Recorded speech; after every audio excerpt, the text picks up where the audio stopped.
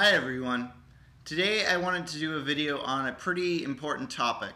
The topic of whether to self-study or to study with a real teacher, or what some others may call formal training.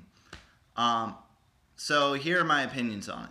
It basically comes down to self-study costs you time, whereas formal education or professional education costs you money.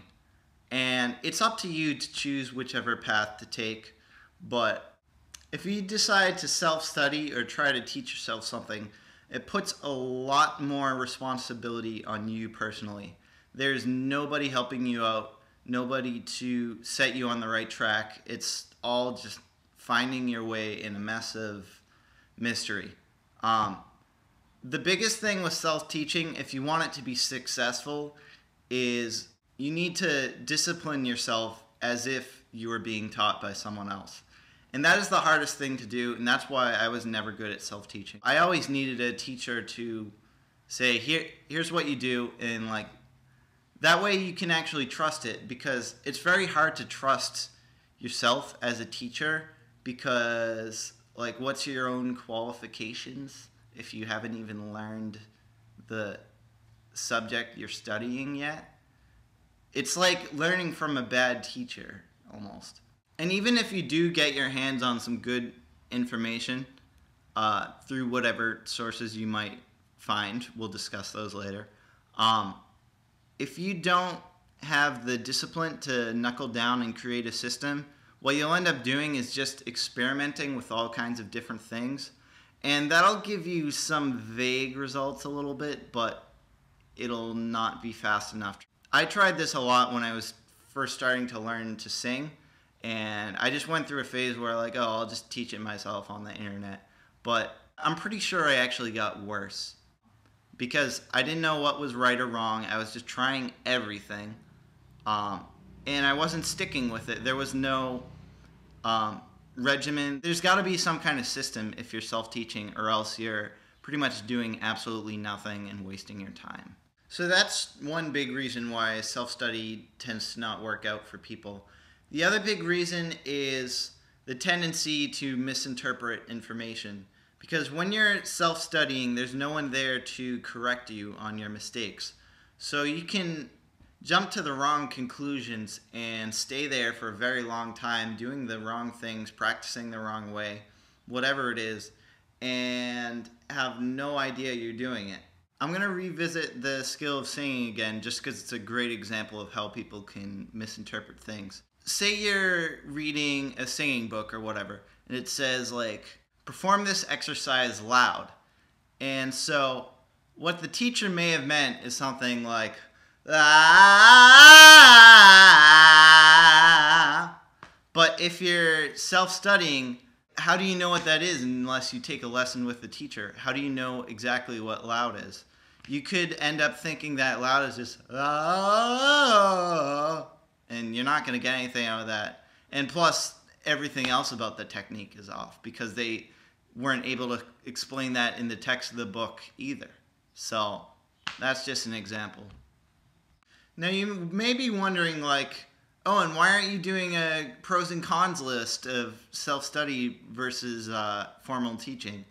And the reason why is because there is no specific dividing line between the two. There are lots of gray areas in between. Here's just, I'm going to go through what I believe is kind of the hierarchy of quality of information from best to worst.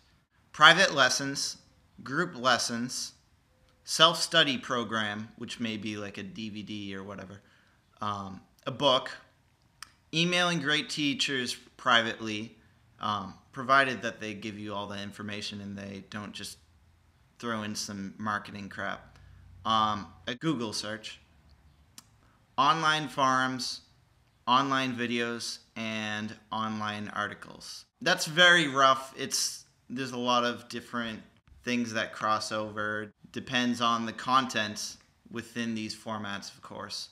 But basically, just to give you a picture, and the reality of it is that, for instance, a self-study program where you're learning it from an expert or whatever, even though you think you're learning from an expert, you are still your own teacher because you're the one really leading the way.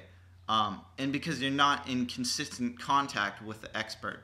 But private lessons and sometimes group lessons are the only formats of education where you really can get individual attention in real time and attention of the teacher toward specifically what you're doing so they can correct your mistakes.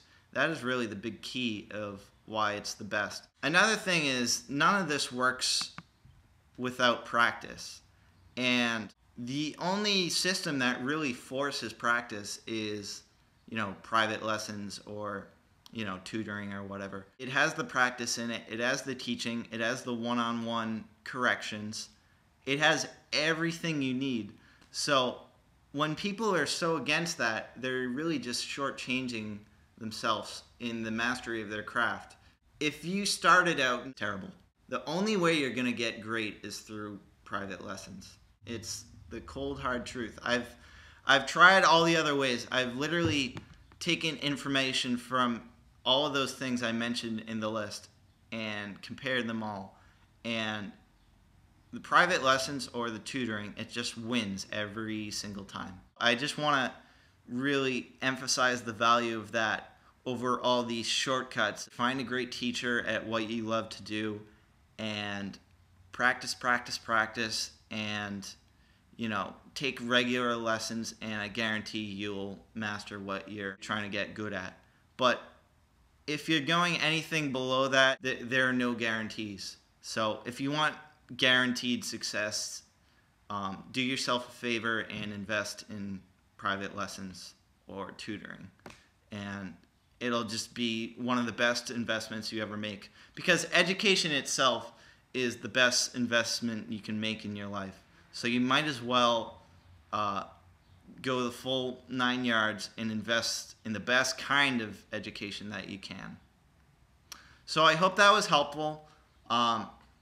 Please be sure to subscribe and like and share this video. Thanks for watching.